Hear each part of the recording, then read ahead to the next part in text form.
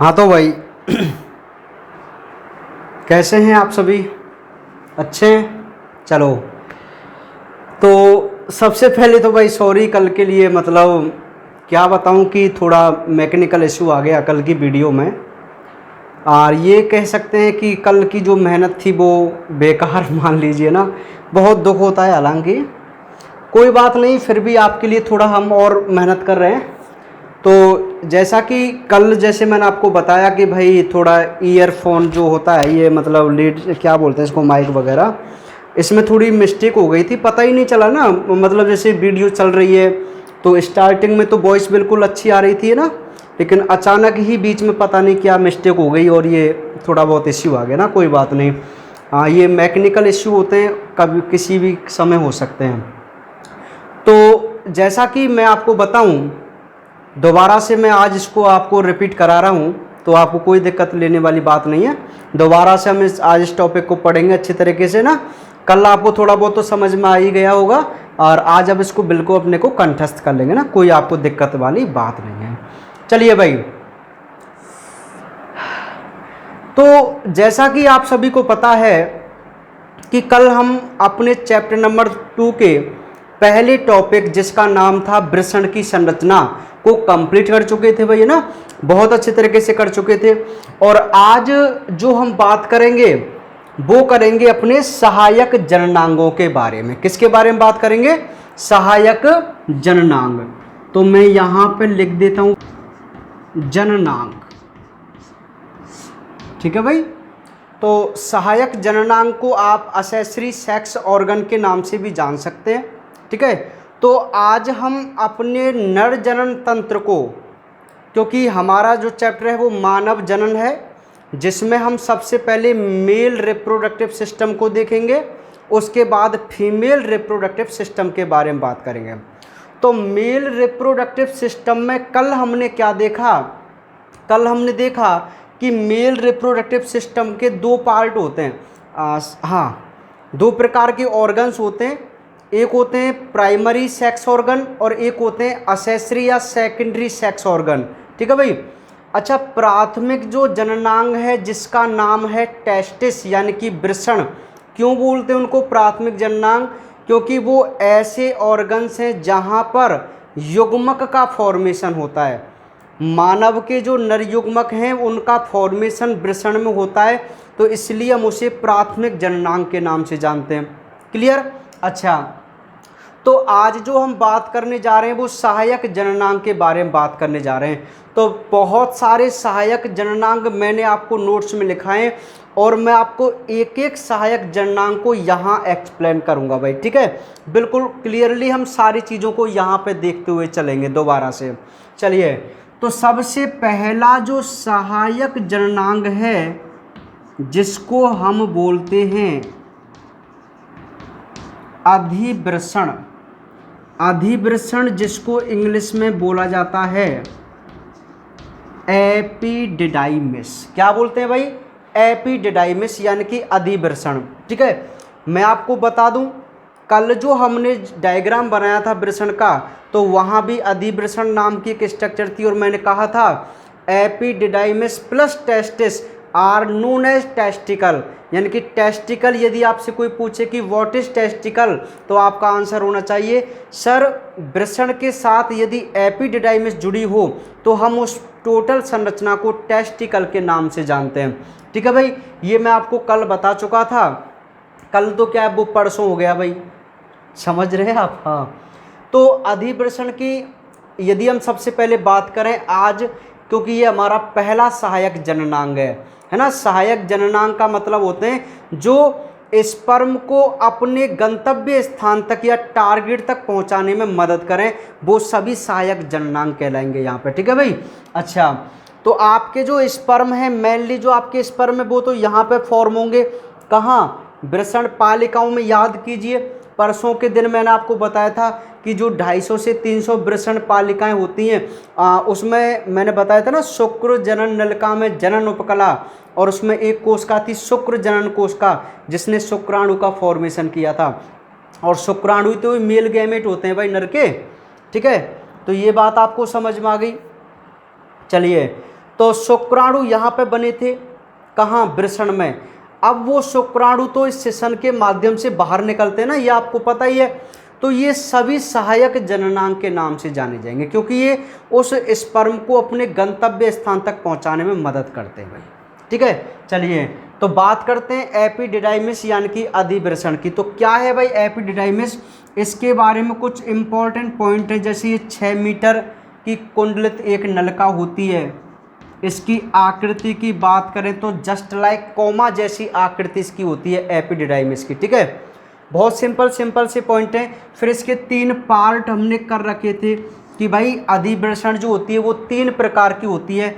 सबसे पहला प्रकार, क्या मतलब 3 भाग होते हैं, प्रकार नहीं बोलेंगे, सॉरी भाग बोलेंगे ना। अधिवृषण जो होते हैं उसके कितने भाग होते हैं, 3 भाग होते हैं।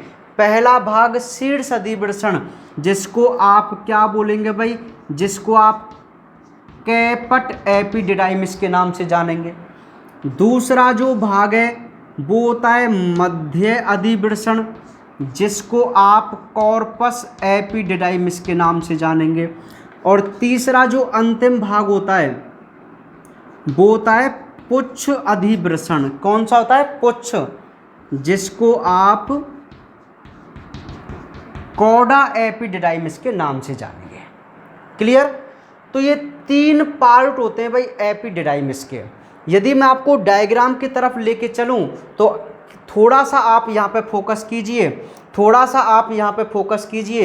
ये देखो, ये आपको टेस्टिस दिखाई दे रहा है, ये वृषण दिखाई दे रहा है। अब मैं यहाँ पे थोड़ा सा आपको और समझाने की कोशिश करूँ, थोड़ा सा अलग समझाने की मैं कोशिश करूँ। जैसे ये वृषण है और आपको पता होना चाहिए कि यहाँ पे जो वृषण पालिकाएँ बनती हैं, ये वृषण पालिकाएँ बनती हैं जो ट्यूनिका एल्ब्यूजिनिया नाम का जो स्तर होता है, आंतरिक स्तर, वो बना के चलता है। क्या वृषण पालियाँ संख्या कितनी होती हैं, 250 से 300। अब सुनना मेरी बात को, प्रत्येक वृषण पाली में इस प्रकार की 2 से 3 शुक्र जनन नलिकाएँ होती हैं भाई। और ये सभी शुक्र जनन नलिका क्या करती हैं आपको पता ही है। ये सभी शुक्र जनन जो नलिकाएँ होती हैं ना, ये आप सभी शुक्र जनन जो नलिकाएँ होती हैं वो आपस में इस प्रकार फ्यूज हो जाती हैं और एक जाल बना लेती हैं। क्या बना लेती हैं, जाल। इस संरचना को आप बहुत अच्छी तरीके से याद रखना भाई।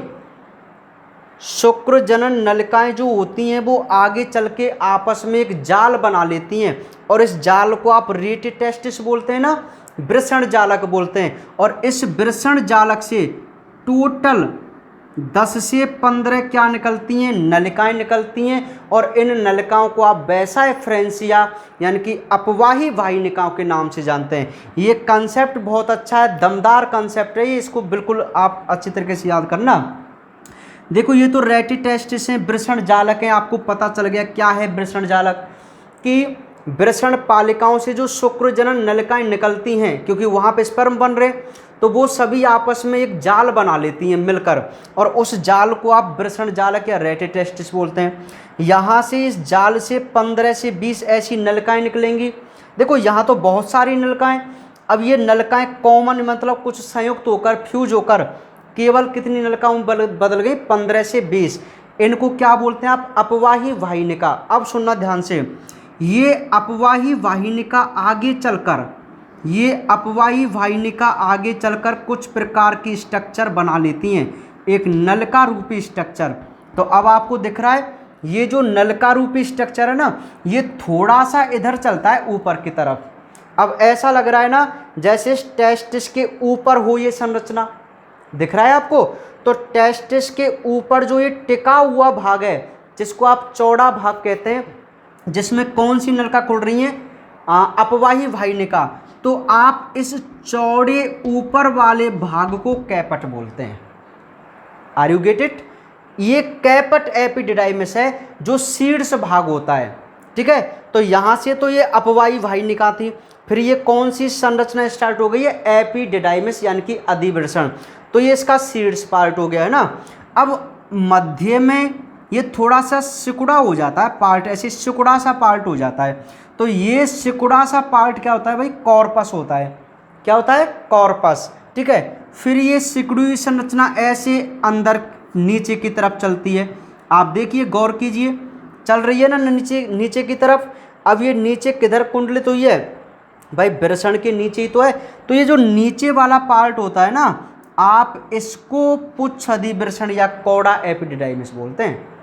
आपको समझ में आ गया अब ये 3 पार्ट क्लियरली कैसे होते हैं। एपिडिडाइमिस के 3 पार्ट, इसके 3 पार्ट होते हैं। वह पार्ट जो वृषण के ऊपर टिका होता है और चौड़ा भाग होता है और जिसमें अपवाही वाहिनिकाएं खुलती हैं ना, उसे तो आप क्या बोलते हैं भाई, उसे तो आप बोलते हैं कैपट, कैपट पार्ट, ठीक है, कैपट, कैपट एपिडिडाइमिस। और जो मध्य का सकरा भाग होता है उसे आप कॉर्पस एपिडिडाइमिस बोलते हैं। और जो वृषण के निचला पार्ट होता है या वृषण के नीचे की तरफ जो अधिवृषण का पार्ट है उसे आप कौड़ा बोलते हैं। तो मैं यहाँ पे इनका नाम लिख सकता हूँ, ठीक है, आप समझ जाएंगे इसको आराम से। तो ये तो है भाई शीर्ष अधिवृषण, शीर्ष अधिवृषण ये वाला, ये है मध्य अधिवृषण और ये है पुच्छ अधिवृषण। तो ये आपको एपिडिडाइमिस की बात समझ में आ गई, ठीक है भाई। तो ये पहला सहायक जननांग होता है एपिडिडाइमिस।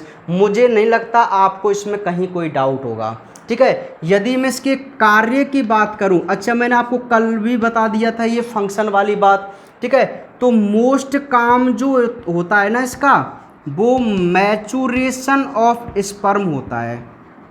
इसका मेन काम क्या होता है एपिडिडाइमिस का, जो आपके लिए नीट में क्वेश्चन बनता है, आपको पूछा जा सकता है।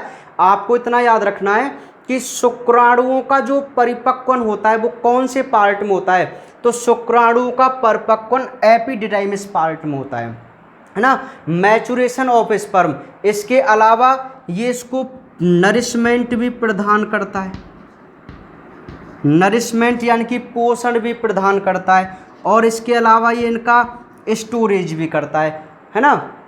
देखो हालांकि जो नरिशमेंट का काम है ना शुक्राणु को, ध्यान सुनना मेरी बात को, हालांकि शुक्राणुओं को नरिशमेंट बोलते हैं पोषण देना, तो हालांकि सर्टोली कोशिका का कार्य है पोषण प्रदान करना, लेकिन कुछ थोड़ा बहुत नरिशमेंट ये एपिडिडाइमिस भी इसको प्राप्त देता है, समझ रहे हैं। स्पेशली पोषण कौन प्रदान करती है, सर्टोली कोशिका, लेकिन थोड़ा बहुत इसका भी भाई योगदान होता है नरिशमेंट करने में। देखो मेन काम तो मैचुरेशन ऑफ स्पर्म है, यानी कि शुक्राणु का परिपक्वन करना है। इसके अलावा ये नरिशमेंट और स्टोरेज भी करता है। तो ये आपका कंप्लीट हुआ कौन सा पार्ट, एपिडिडाइमिस पार्ट। आपको समझ में आ गया होगा एपिडिडाइमिस, ठीक है। चलिए अब हम बात करते हैं दूसरे सहायक जननांग के बारे में। तो ये तो हमारा पहला सहायक जननांग हुआ भाई, जिसको आप एपिडिडाइमिस के नाम से जानते हैं। बहुत सिंपल सा और इम्पोर्टेंट है। अब हम दूसरी बात करते हैं सेकंड सहायक जननांग, जिसको आप बोलेंगे शुक्रवाहिनी। क्या बोलेंगे, शुक्रवाहिनी। इंग्लिश में क्या बोलते हैं, वैस डिफरेंस। क्या बोलते हैं, वैस डिफरेंस, ठीक है, शुक्रवाहिनी। तो क्या है भाई शुक्रवाहिनी, जरा इसको ध्यान दे लेते हैं हम। शुक्रवाहिनी पे आप सबसे पहले डायग्राम की तरफ चलिए।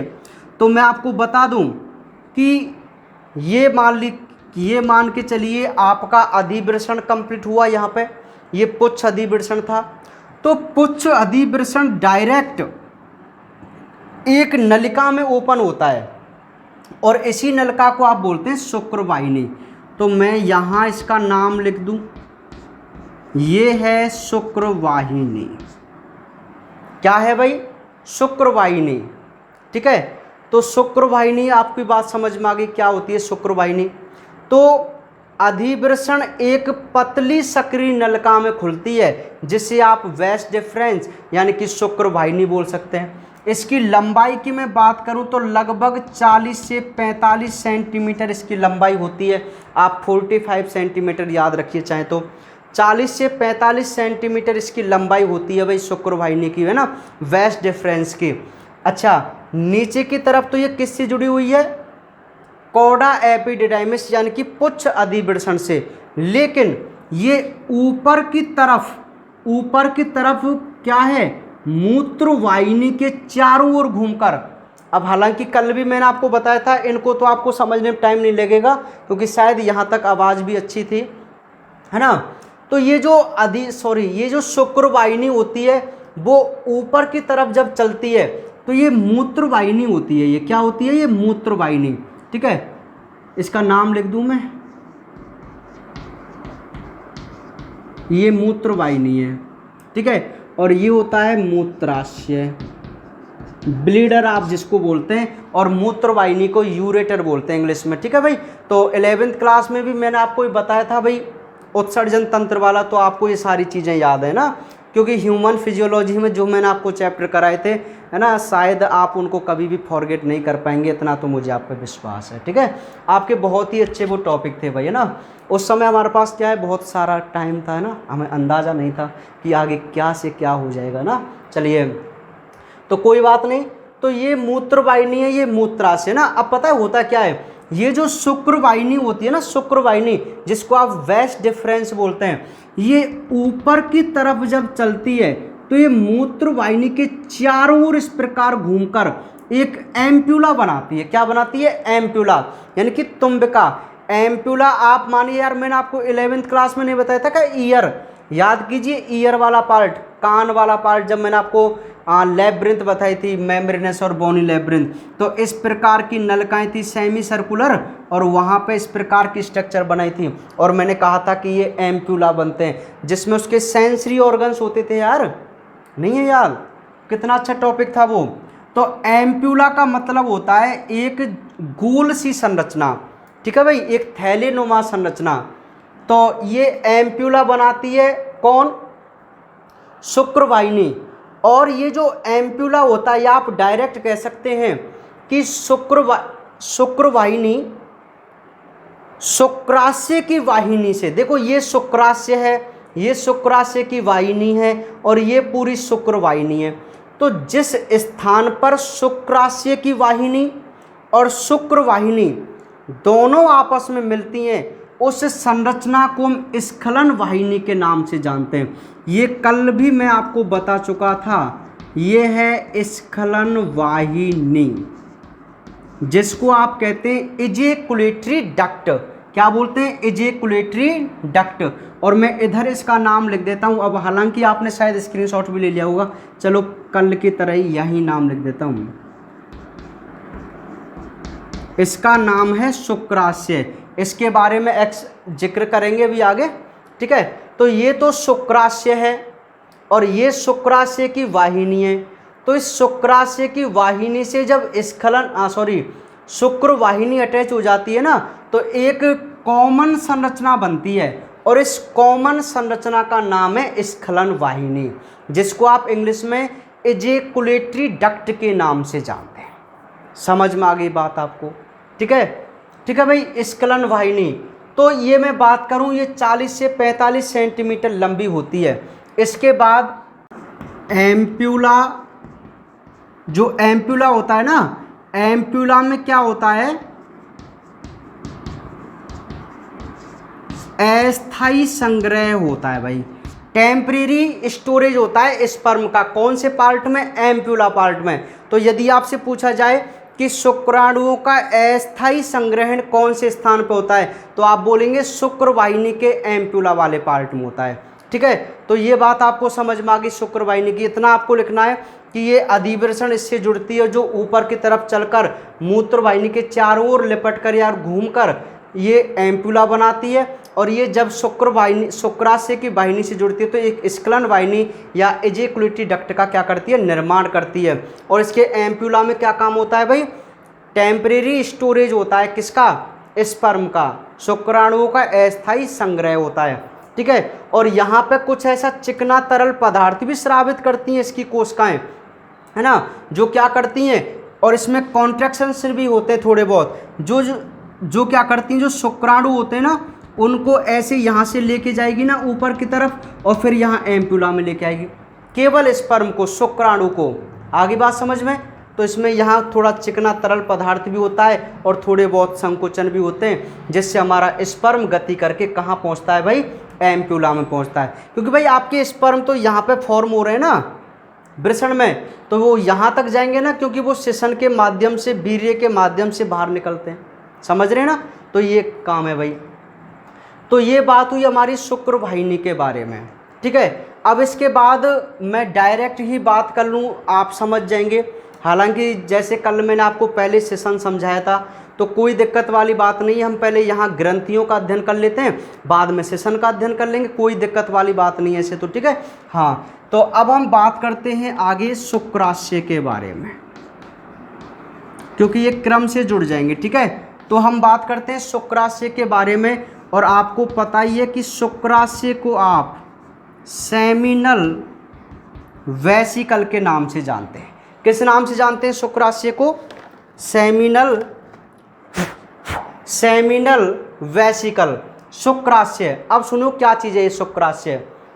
शुक्राशय एक थैलीनुमा भाग है, थैलीनुमा, और ये मूत्राशय और मलाशय के बीच में स्थित होता है। थोड़ा ये पीछे की तरफ होता है ना, तो मूत्राशय और मलाशय के बीच में ये स्थित होता है शुक्राशय। मूत्राशय के पश्च भाग में और मलाशय के बीच में ना, इस ऐसे ही स्थित होता है। कौन? शुक्राशय, ठीक है। अब ये जो शुक्राशय होता है ना, जिसको आप सेमिनल वेसिकल्स बोलते हैं, अच्छा ये तो आपको पता चल गया। अब मेन चीज़ इसमें क्या है सुनिए। ये जो शुक्राशय होता है वो एक पीले कलर के द्रव का क्या करता है? सीक्रेशन करता है।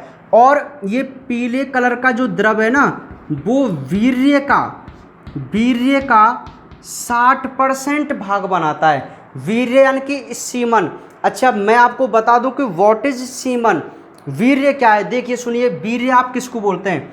वीर्य वह संरचना, वह पदार्थ होता है जिसमें द्रव हो और स्पर्म हो। स्पर्म मतलब शुक्राणु हो और सेमिनल प्लाज्मा हो। मैं आपको बता दूं, कई बार ये भी क्वेश्चन बहुत अच्छा बन जाता है। मुझे याद आ गया, देखो कल याद नहीं आ गया, आज याद आ गया।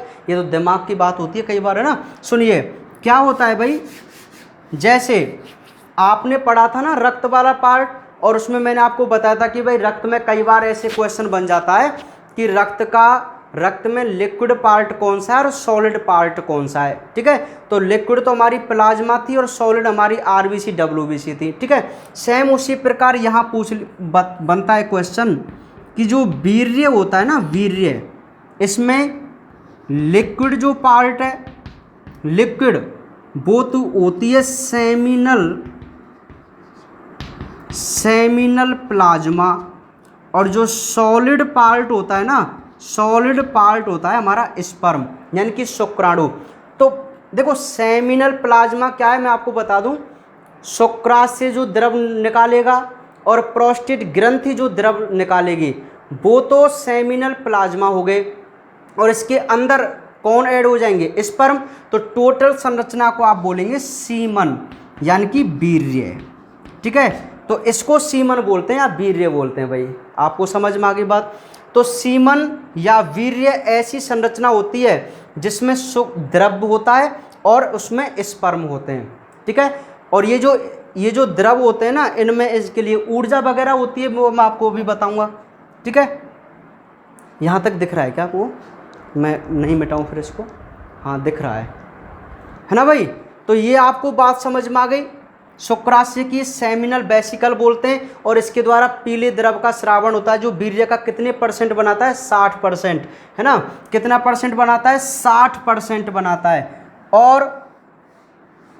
और इसमें मोस्ट बात क्या थी? अच्छा पीएच, कल भी मैंने आपको बताया था 7.4 इसका पीएच होता है। इसके बाद इसके अंदर जो कंपोनेंट होते हैं, कंपोजिशन क्या होता है, वो बहुत इंपॉर्टेंट पॉइंट है। तो सबसे पहला फ्रक्टोस और दूसरा है प्रोस्टाग्लैंडिन्स, और इसके अलावा इसमें फाइब्रिनोजन प्रोटीन्स वगैरह भी होती हैं। तो देखिए भाई, फ्रक्टोस का मेन काम होता है स्पर्म को एटीपी प्रोवाइड करना यानी कि ऊर्जा देना। अब बताओ यार, स्पर्म को तो ऊर्जा चाहिए गति करने के लिए, ठीक है। तो फ्रक्टोस तो इसको ऊर्जा प्रदान करता है शुक्राणु को, और जो प्रोस्टाग्लैंडिन्स होता है ना, वो क्या करता है भाई, जब वीर्य मादा योनि में स्खलित किया जाता है ना, तो स्पर्म को गति करनी पड़ती है मादा अंडाणु की तरफ, और मादा का अंडाणु फैलोपियन नलिका में होता है और ये छोड़े जाते हैं मादा योनि में। तो बहुत ज़्यादा इनको यात्रा करनी पड़ती है।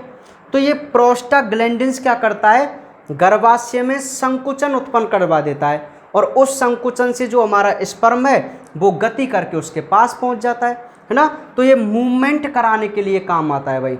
और इसमें जो प्रोटीन्स होती हैं उनको आप क्लोटिंग प्रोटीन्स भी कह सकते हैं। ये बटन बहुत खुलती है, क्लोटिंग प्रोटीन्स जिसको आप कहते हैं। तो उसका क्या काम होता है, वीर्य का स्कंदन करना, है ना। वीर्य का क्या करना, स्कंदन करना, कोगुलेशन करना। तो ये भाई हमारा सेमिनल वेसिकल का पार्ट है। तो आपको कोई दिक्कत नहीं होनी चाहिए। इनसे नीट वगैरह में क्वेश्चन कहीं से भी बन सकते हैं भाई, ठीक है, क्योंकि नीट के क्वेश्चन आपके माइंड लेवल से बनते हैं। मैं आपको कई बार बता चुका हूँ, डायरेक्ट क्वेश्चन बहुत कम बनता है। कहीं से भी क्वेश्चन पुटअप कर सकता है वो आपके नीट के लिए, तो भाई ठीक है। तो ये आप बात आपको समझ में आ गई शुक्राशय की। अब बात करें हम प्रोस्टेट ग्रंथि की, ठीक है भाई। प्रोस्टेट ग्रंथि, तो जो प्रोस्टेट ग्रंथि होती है ना, प्रोस्टेट ग्रंथि, इसका क्या काम होता है भाई। देखो सबसे पहले मैं आपको बता दूं कि प्रोस्टेट ग्रंथि मूत्र, जो हमारा मूत्र मार्ग या मूत्राशय होता है उसके पश्च या नीचे वाले पार्ट में होती है, ठीक है। और जो दोनों ये स्खलन वाहिनी होती है ना, ये इसके अंदर धसी रहती हैं, अंदर।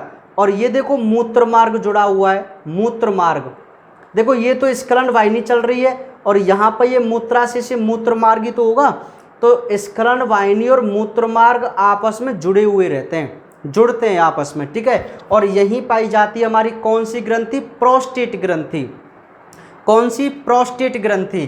तो मैं आपको बता दूं, जो हमारी प्रोस्टेट ग्रंथि होती है ना, वो एक हल्के से श्वेत तरल का स्रावण करती है। देखो शुक्राशय तो पीले द्रव का स्रावण, जबकि प्रोस्टेट श्वेत तरल का स्रावण। और वो 60% बनाती थी, तो ये लगभग 25 से 30% वीर्य का बनाता है इसका तरल। और इसका जो pH होता है वो 6.5 होता है। और मैं आपको फोर नॉलेज एक बात बता दूं कि शुक्राणुओं को गमन करने के लिए लगभग 6 pH की आवश्यकता होती है। 6 pH पर यदि उसका वातावरण वीर्य का या योनि का जो वातावरण है 6 pH होता है ना, 6 pH, तब ही वो गति कर पाते हैं शुक्राणु, समझ रहे हैं। तो लगभग 6 और 6.5 के करीब pH वहाँ पे होना चाहिए भाई। तो इसका 6.5 pH होता है, थोड़ा हल्का स्लाइटली एसिडिक होता है, हालांकि क्षारीय बोलते हैं इसको, लेकिन ये स्लाइटली एसिडिक होता है सिट्रिक अम्ल के कारण। लेकिन बुक्स में मिलता है कि ये हल्का सा क्षारीय होता है ना, कोई बात नहीं, वो कोई इश्यू नहीं है भाई। तो श्वेत तरल होता है जो 25 से 30% बनाता है, 6.5 इसका pH है।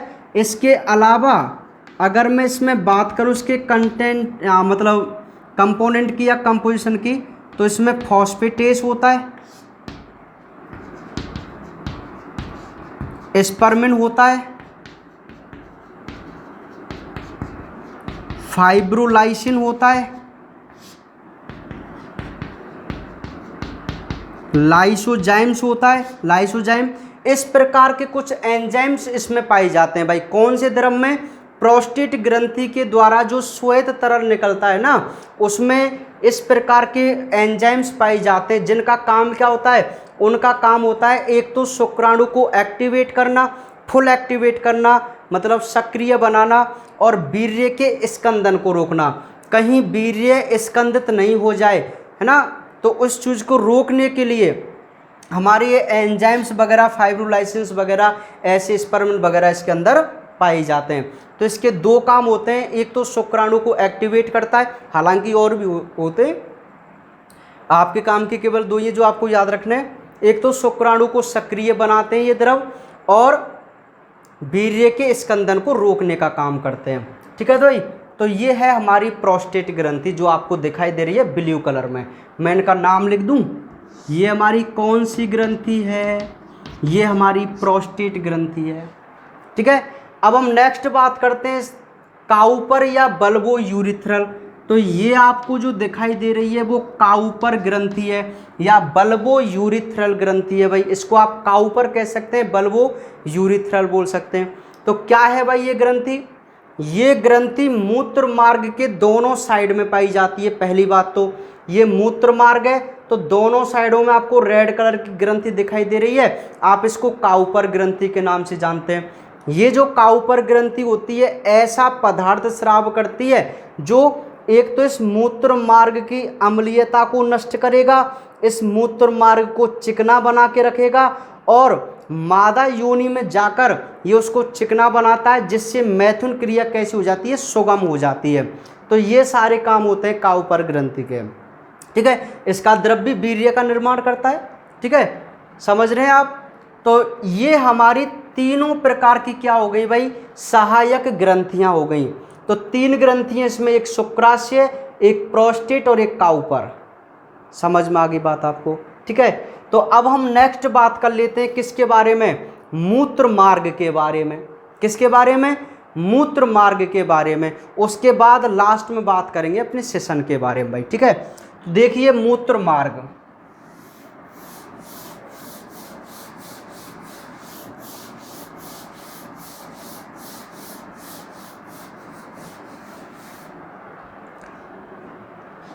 मूत्र मार्ग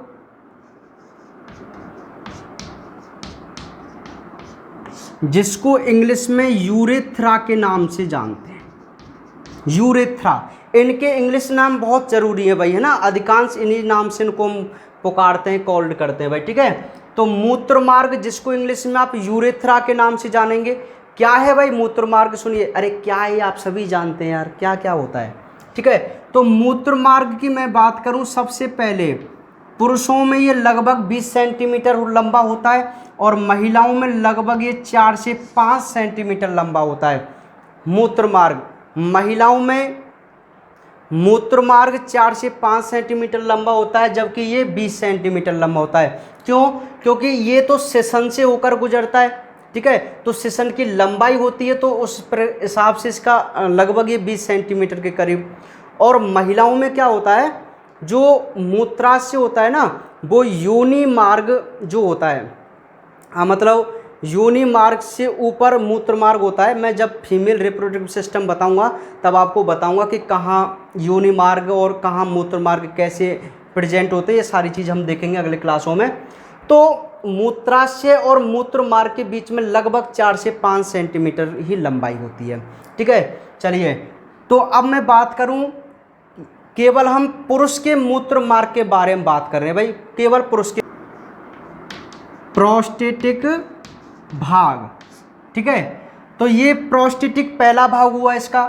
तो प्रोस्टेटिक भाग की यदि मैं बात करूं तो ये लगभग 2 से 3 सेंटीमीटर लंबा होता है। अच्छा, इसको प्रोस्टेटिक क्यों बोलते हैं? क्योंकि ये प्रोस्टेट ग्रंथि आपको दिख रही है, इस प्रोस्टेट ग्रंथि के बीचों बीच में आप देखिए ये आपको दिख रहा है मूत्र मार्ग। ठीक है, समझ रहे हैं, ये मूत्र मार्ग, तो ये प्रोस्टेटिक मूत्र मार्ग हो गया। ठीक है, इसके बाद हम बात करते हैं झिल्ली में मूत्र मार्ग।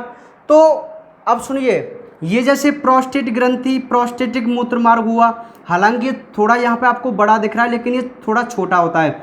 देखो आपका सेशन यहाँ से स्टार्ट है, तो प्रोस्टेट ग्रंथि और सेशन के बीच में जहाँ बल्बो यूरिथ्रल ग्रंथि होती है, तो वहाँ जो मूत्र मार्ग होता है ना, ये वाला, इसे आप झिल्ली में मूत्र मार्ग बोलेंगे, जिसकी लंबाई 1 सेंटीमीटर के करीब होती है।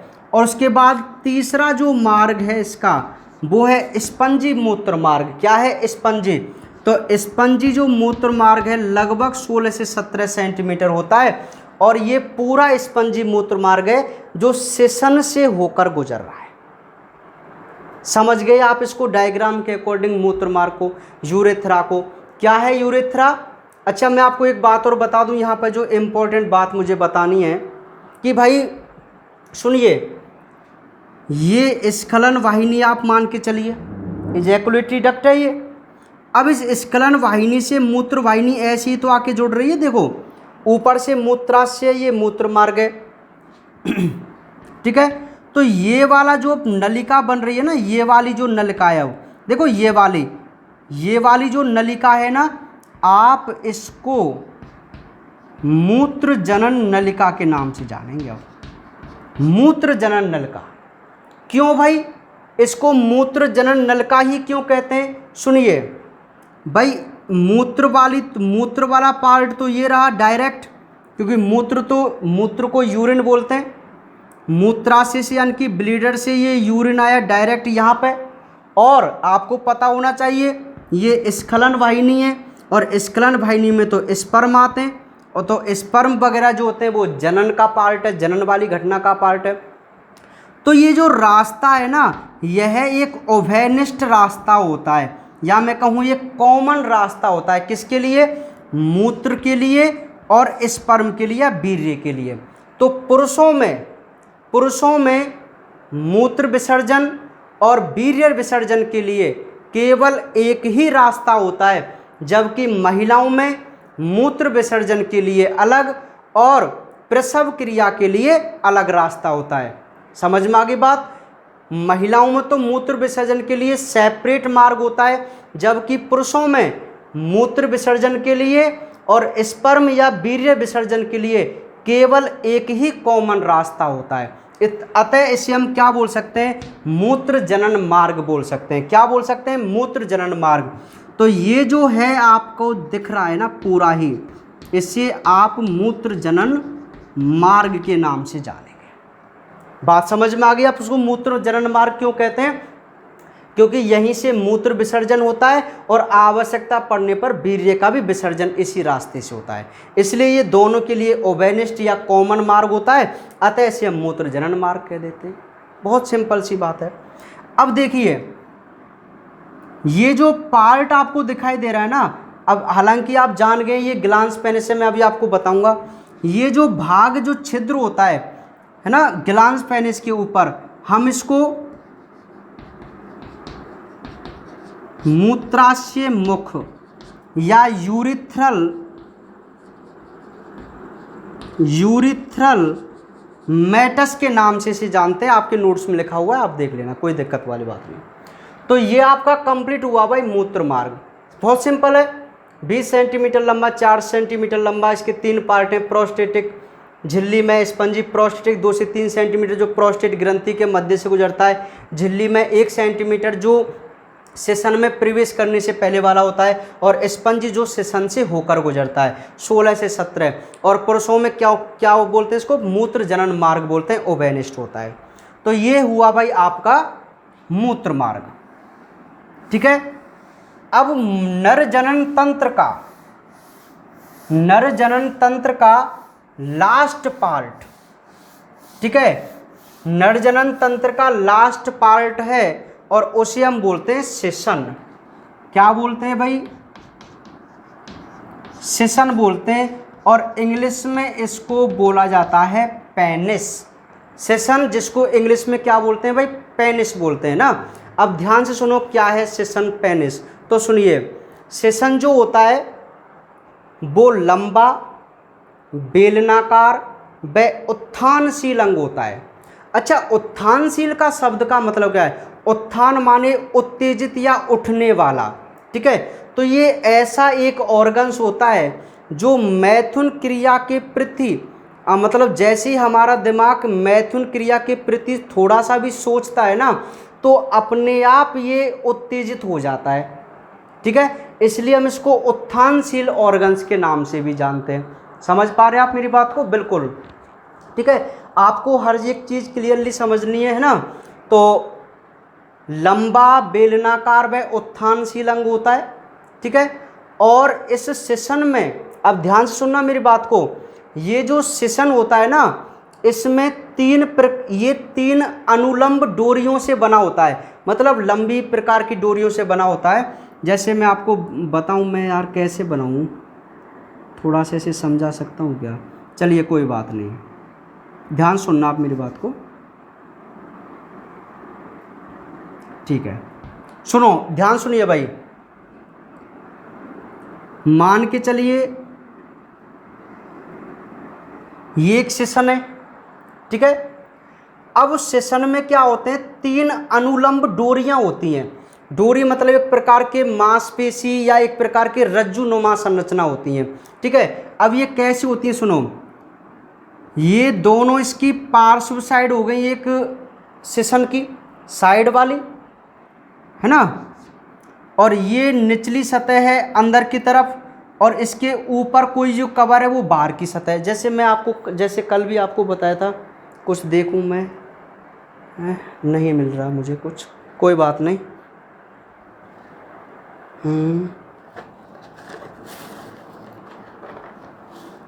चलिए कोई बात नहीं, आप इससे समझ लीजिए ना। सुनिए, ये मान के चलिए सेशन है, ठीक है, तो इसकी आधार सतह हुई निचली सतह। अब देखो, एक तो इसकी आधार सतह और दो इसकी साइड वाली सतह। देखो ये वाली साइड है, ये वाली साइड है, और ये वाली इसकी पृष्ठ है, डोर्सल वेंट्रल जिसको बोलते हैं, आप पता है ना, डोर्सल वेंट्रल है ना। तो ये पृष्ठ सतह ऊपर, ये ऊपर वाली सतह, ये साइडों वाली और ये नीचे वाली, ऐसी तो होती हैं। अब ध्यान से सुनना, दोनों तो साइड वाली और एक ऊपर वाली, जो सेशन की परत है ना, या सेशन है, वो बना होता है किसका? कॉर्पस कैवरिनोसा का। किसका बना होता है? कॉर्पस कैवरिनोसा का। जबकि सेशन की जो आधार सतह होती है निचली, और स्पेशल याद कीजिए, स्पेशल ये पॉइंट, सेशन मुंड, ये पूरा सेशन मुंड जो अग्रभाग होता है, पूरा तो सेशन मुंड और सेशन की अधर सतह निचली सतह, ये बनी होती है कॉर्पस स्पंजियोसम की। किसकी बनी होती है? कॉर्पस स्पंजियोसम की। अब आपको समझ में आ गई बात। ये बहुत अच्छा क्वेश्चन है, कई बार पूछ लिया जाता है कि सेशन मुंड किस संरचना से बना होता है, तो आपका आंसर है कॉर्पस स्पंजियोसम से बना होता है भाई, ठीक है। तो कॉर्पस कैवरिनोसा और कॉर्पस स्पंजियोसम नाम की अनुलंब डोरियां होती हैं, दो डोरी तो कॉर्पस कैवरिनोसा की, एक स्पंजियोसम की।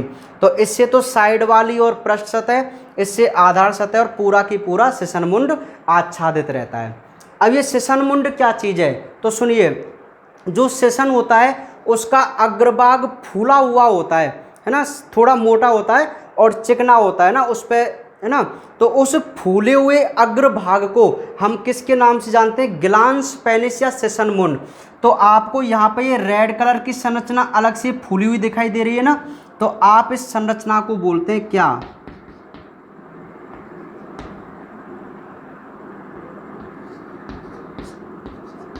सेशन मुंड। क्या बोलेंगे इस पूरे को? सेशन मुंड, ठीक है। और इस सेशन मुंड को, इस सेशन मुंड को एक परत कवर करती है, एक त्वचा।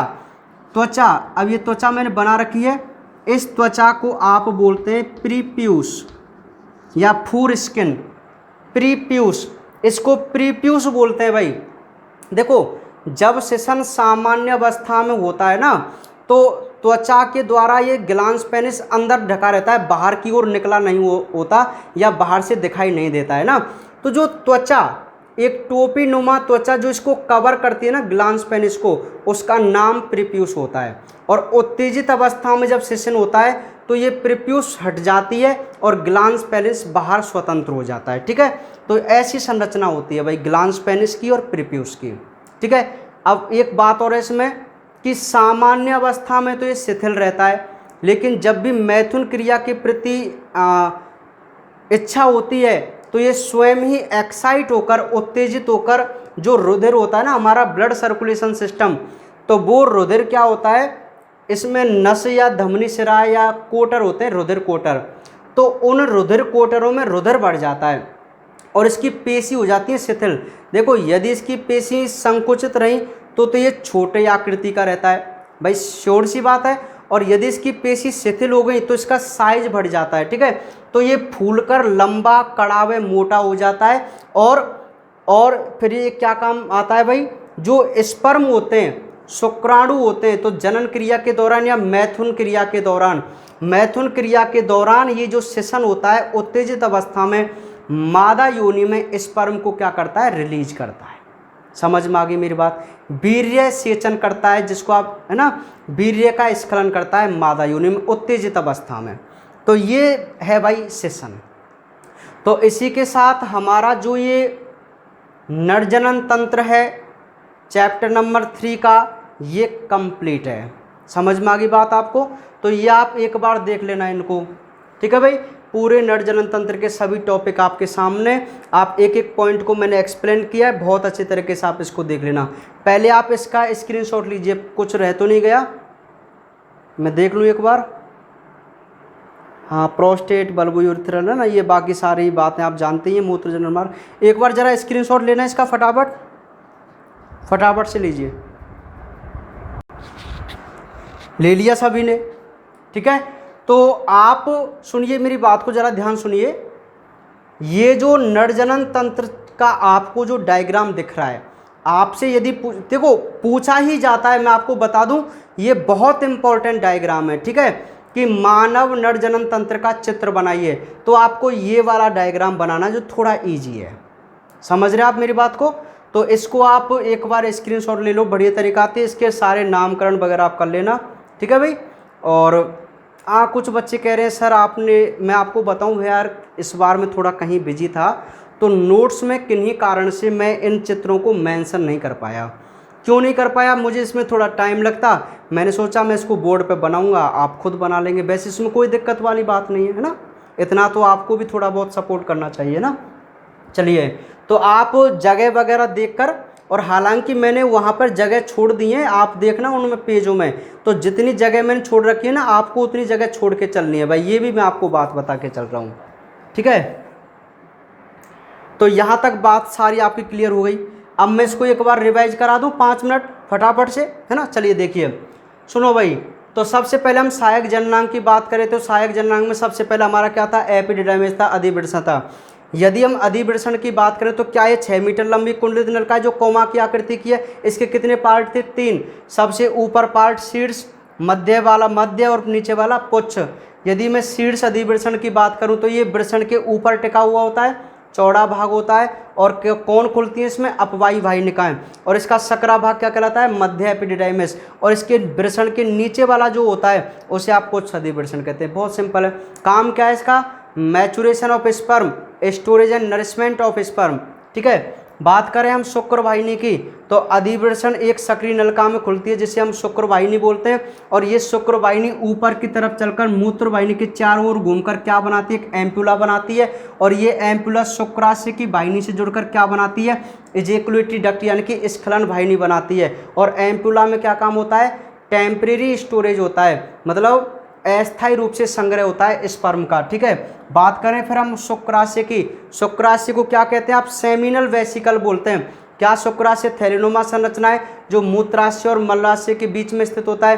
क्या शुक्राशय से पीले कलर का द्रव निकलता है जो लगभग वीर्य का 60% बनाता है, और इसमें फ्रक्टोज, प्रोस्टाग्लैंडिन, सेमिनोजन प्रोटीन्स या फाइब्रिनोजन नाम की प्रोटीन्स वगैरह होती हैं। फ्रक्टोज का क्या काम होता है? शुक्राणु को ऊर्जा देना, और प्रोस्टाग्लैंडिन्स का काम यूट्राइन कॉन्ट्रैक्शन करना, ताकि जो हमारा स्पर्म है वो मूवमेंट कर सके। और उसके अलावा वीर्य का स्कंदन रोकने का वीर्य का स्कंदन करने का काम करता है, ठीक है भाई। उसके बाद हम बात करें प्रोस्टेट ग्रंथि की, तो प्रोस्टेट ग्रंथि से एक श्वेत तरल का पदार्थ निकलता है जो वीर्य का लगभग 25 से 30% बनाता है, और इसमें फॉस्फेटेज हैं, एस्पर्मिन हैं, फाइब्रोलाइसिन है, लाइसोजाइम आदि पाए जाते हैं। इनका काम क्या होता है? इनका काम शुक्राणु को एक्टिव करना और वीर्य स्कंदन को रोकना होता है, ठीक है भाई। उसके बाद हम बात करें काउपरिया बल्बो यूरिथ्रल ग्रंथि की, तो क्या ये मूत्र मार्ग के दोनों ओर पाई जाती हैं? इनसे ऐसे तरल पदार्थ का स्रावण होता है जो मूत्र मार्ग की अम्लीयता को नष्ट करता है। देखो, योनि की भी अम्लीयता को नष्ट करेगा और यहाँ की अम्लीयता को भी ना, ताकि स्पर्म आसानी से चले जाएं, क्योंकि अम्लीयता के कारण मर सकते हैं ना स्पर्म, इसलिए। और इसको लुब्रिकेंट करता है, स्नेक करता है ताकि आराम से निकल जाए, और मैथुन क्रिया को भी ये सुगम बनाता है ना। उसके बाद हम बात करें मूत्र मार्ग की, तो भाई आपको पता ही है कि मूत्र मार्ग जो होता है लगभग 20 सेंटीमीटर लंबा पुरुष में और 4 से 5 सेंटीमीटर महिला में होता है। इसके 3 भाग थे, एक तो प्रोस्टेटिक भाग, एक झिल्लीमय भाग और एक स्पंजी भाग। ये प्रोस्टेटिक भाग प्रोस्टेटिक ग्रंथि से जो 2 से 3 सेंटीमीटर का, ये प्रवेश करने वाला बीच वाला जो 1 सेंटीमीटर का, और जो सेशन से गुजरता है वो लगभग 16 से 17 सेंटीमीटर का पार्ट होता है, ठीक है। इसके बाद हम इसका जो मुख होता है वो यूरिथ्रल मीटस कहलाता है ना, मूत्राशय मुख कहलाता है। जो ग्लांस पेनिस के आपने देखा होगा, जैसे ग्लांस पेनिस होता है ना, उसके बीचों बीच में एक छिद्र सा होता है, उस छिद्र को आप यूरिथ्रल मीटस के नाम से जानते हैं, ठीक है, या मूत्राशय मुख के नाम से जानते हैं। इसके बाद हम बात करेंगे सेशन के बारे में। तो इस सेशन के बारे में आप जानते हैं, सेशन लंबा बेलनाकार उत्थानशील अंग होता है ना, और इसमें 3 अनुलंबी डोरियां होती हैं, कॉर्पस कैवर्नोसा और कॉर्पस स्पंजियम। जो सेशन मुंड होता है वो केवल कॉर्पस स्पंजियम का बना होता है। क्या है सेशन मुंड? सेशन का अग्रवाल फूलकर मोटा फूला हुआ भाग होता है, जिसे आप ग्लांस पेने सेशन मुंड कहते हैं। सेशन मुंड को एक त्वचा कवर करती है, जिसे आप प्रीप्यूस कहते हैं, है ना। सामान्य अवस्था में तो प्रीप्यूस इसको ढक के रखता है, लेकिन उत्तेजित अवस्था में प्रीप्यूस हट जाती है और सेशन मुंड आगे की तरफ बाहर निकल आता है, स्वतंत्र हो जाता है। और उत्तेजना के समय इसमें रुधिर कोटरों में रुधिर बढ़ जाता है, ये फूलकर बड़ा मोटा कड़ा हो जाता है और मैथुन क्रिया के काम आता है, या स्पर्म को मादा योनि के अंदर डालता है। ये सिंपल सी बात है, ठीक है भाई। तो और क्या है इसमें यार, कितना सिंपल तो है यार ये टॉपिक, है ना। समझ रहे हैं आप मेरी बात को? चलिए, अच्छा वो क्वेश्चन मैंने आपको, हाँ ये क्वेश्चन मैं आपको बताऊं कि प्रोस्टेट ग्रंथि से एक क्वेश्चन आया था। यहाँ पे सुनिए क्या क्वेश्चन आया था कि निम्न में से कौन सिंगल है?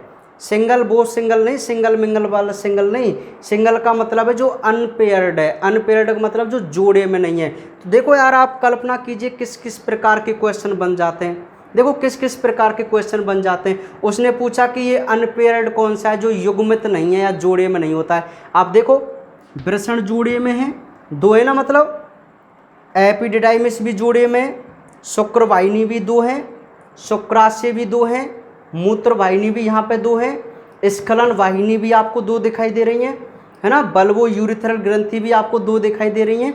अकेले कौन बचे? सेशन और प्रोस्टेट ग्रंथि।